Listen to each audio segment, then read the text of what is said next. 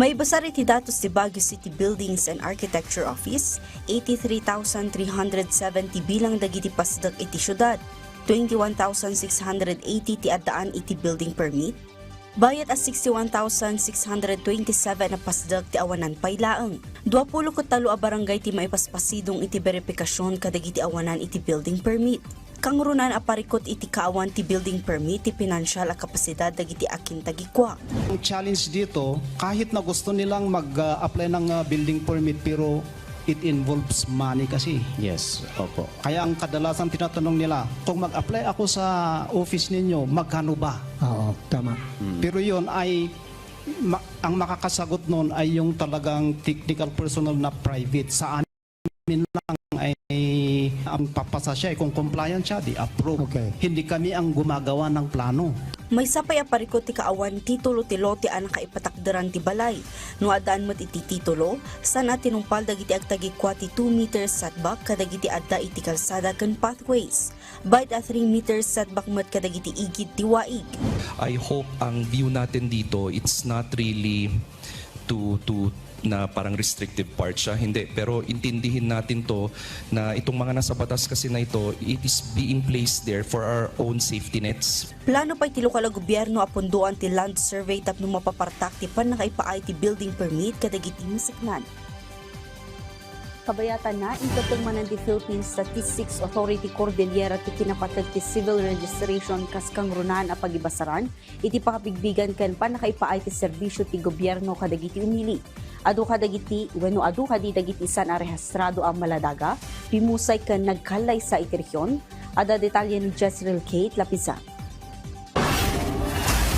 Napatag ti panang rehistro iti pan nakaiyanak, panagkalaysa ken ipupusay tapno masigurado ti legal a pakabigbigan ti tunggal umili. May paaypay nga umno dagiti serbisyo ti gobyerno. Ni Manang Joseph nagturong iti PSA tapno maala ti birth certificate na para iti re-enlistment na. Kinunana amay salaeng daytoy a rason iti kinapatag ti civil registration. Kailangan mo talaga ng ID kasi kailangan ng identity. Doon nila makikita lalo na pag may national ID card. Yun yung pinakamaganda. Iti datos ti ahensya, adupay laeng a residente ti saan a nairehistro ti pan nakaiyanak da. May sa rason ti kinakurang ti impormasyon dagiti naganak para iti registration, a naawagan iti attendant at birth. Mabalbalakadan dagiti naganak at dagos nga irehistro dati pan nakaiyanak dagiti ubing da tapno malapdan ti late registration. At damot dagiti nagkalaysa asaan pay ang nagparehistro iti ahensya kan dagiti pimusay asaan ang na-update ti datos da iti local civil registry offices. Naipatang ti kinapatag ti birth certificate iti anyaman at transaksyon iti opisina. Agtultuloy mo ti birth registration assistance project kuno birap ti ahensya kadagiti nagduduma apasat ti rehiyon. May rehistro talaga natin sana lahat ng ating mga kababayan. Kasi nung lumabas yung result ng Census of Population and Housing, meron tayong nakikitang target na around 2 million Filipinos na kailangan nating irehistro. Para matulungan natin sila, yung project na yon, yung BIRAP na yon is that it minimizes yung voluminous requirements kasi yun yung isa na dahilan kung bakit hindi nakakapagrehistro yung ating mga kababayan.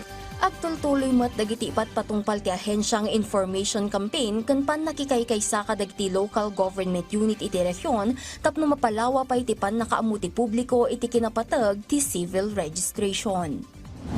Lalong-lalo na doon sa mga kababayan natin na nasa yung term na nakikita natin sa media is that yung mga nasa laylayan, because these are the people na kailangang tulungan ng ating gobyerno. Paano ka makaka-avail ng social benefit from the government kung hindi ka magpa-register?